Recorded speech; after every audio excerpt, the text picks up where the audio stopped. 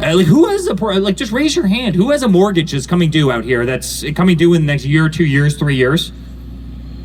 Wow, you guys are all under levered. I love this. That's a good sign. But I mean, good luck refinancing your home. Like, good luck going out and getting a loan for your business, right? At 9% if you can even get the money.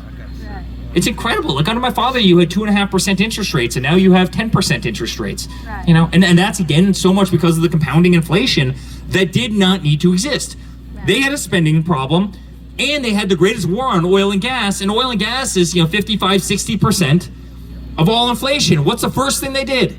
They stopped all pipelines, they stopped all drilling, there was a total war on oil and gas. Now it's totally fine for Biden's son Hunter to sit on the board of natural gas companies in Ukraine when he's making $80,000 a month to sit on a board in an industry he knows nothing about, in a country he's never been to, meaning, until he got on the board, in a field that his father hates so much that he doesn't want any oil and gas exploration in the United States of America. But no, it's okay if my son Hunter goes halfway across the world and sits on the board of an oil and gas company over there. Have we lost our damn minds? Yeah. I mean, could you possibly imagine? I would be in the gulag. Like, I'm shocked that after 111 subpoenas and everything that they've tried to do with my family, I'm surprised I'm not already. Right? I mean, they've tried to go after us in ways that are uncomfortable. But could you imagine if I was sitting on the boards of natural gas companies in Ukraine, if I was doing little finger paintings, in my house and selling them to Chinese nationals or whatever the hell they are, reportedly, for $200,000. Could you imagine if that was me? Yeah. Guys, I'd be in jail for this stuff, but that's nice of you. How much would you pay $200,000? I have a feeling you like me a lot, but I have a feeling you're not paying $200,000 for my finger paintings, right? And guys, it's insane. But there's a massive double standard. And you look at my father. What has my father fought for every single day?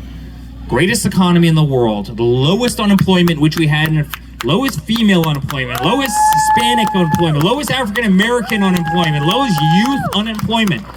Right? The lowest prices on oil and gas and utilities, the lowest taxes in the world, peace in the Middle East. No wars or religious liberty, abeyance of a constitution, freedom of speech, freedom of religion, protection of our Second Amendment rights. By the way, is anybody members of this club? And I hear there's skeet fields here. I would love to take Tim Walz. I think we should. I would love to settle the presidency on a round of skeet. Anytime, any place, right? I saw that guy pick up the gun, and wherever the hell he was pretending to have testosterone, and he decided to go pheasant hunting, right? And he's sitting there, and he just looks good.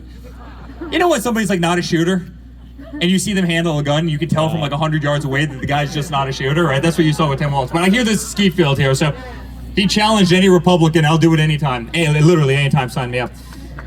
But guys, it's really amazing. That's what we're fighting for, right? We're fighting for the heart and soul of our country. We're losing faith in this country. We're losing family values every single day. I mean, we're losing it quickly. Come on. We're losing it quickly. And every single day, evangelicals, Catholics, everybody, I mean, Jews, Muslims, everybody, they're being persecuted because they want to celebrate religion. They want to have community. There's a war against God. That's right. There's a war against God in this country, guys. I mean, why would they be trying to take under God out of the Pledge of Allegiance? Why would they be trying to take, in God we trust off of our national currency? Why would they be trying to do that? Crazy. Right? And by the way, did you hear that comment the other day with Kamala? Yeah. Jesus is king. Some nice kid shouts out, Jesus is king, was probably a supporter in some way of... And she goes, you're at the wrong rally. You're at the wrong rally. She yells at him. But does that surprise anybody? No. I mean, you had Obama that literally weaponized the IRS to target Christians and churches and religious organizations in this country, right? I mean, everybody knows about that scandal. Right. What is it with them just allowing people to live their lives? Come on. And worship as they want, and raise their family without the indoctrination of their beautiful kids, and without revisionist history, and without the games in these schools. But guys, unfortunately, that's their game plan, and that's been their game plan for the last 4 years. It's weaponized every institution, right? Yeah. I mean, they weaponized the DOJ.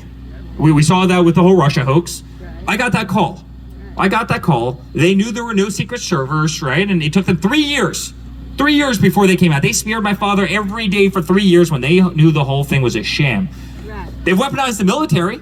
You literally have Milley coming out and saying, yes, I would like to understand what privilege is in society. It's like, how about you stop worrying about privilege in society and worry about figuring out how to win wars and not be a total embarrassment in the withdrawal of Afghanistan that got 13 incredible people killed.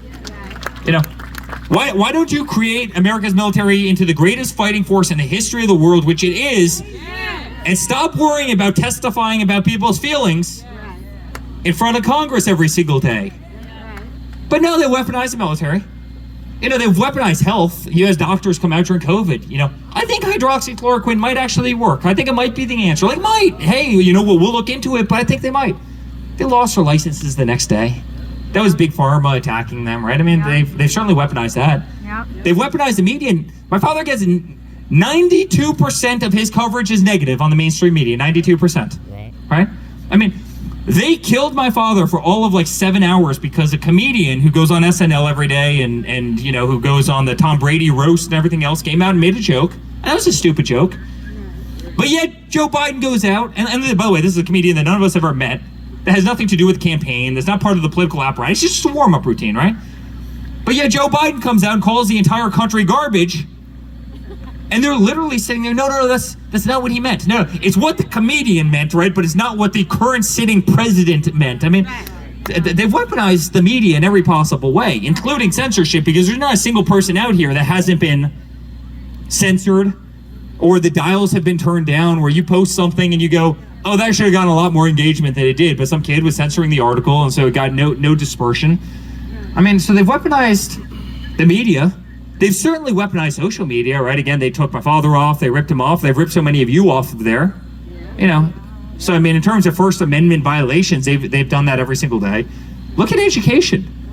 I mean, I went to Georgetown University, and we had a professor that came out and said all white men should be castrated. Wow. Right? Wow. And this became like a big thing, so I called the head of the school. Like, oh, come on, like what the hell are you doing? This is one of the most prestigious universities in the country. And Crazy. Eric, we believe in freedom of expression among your tenured profession. I go, you got to be kidding me. I go, are you that weaponized? I got a call a little while later. Hey, man, you know, you understand academia in the United States right now?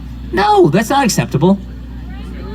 Look at lower education. By the way, thank God for the moms, right? Thank God for the moms in this country.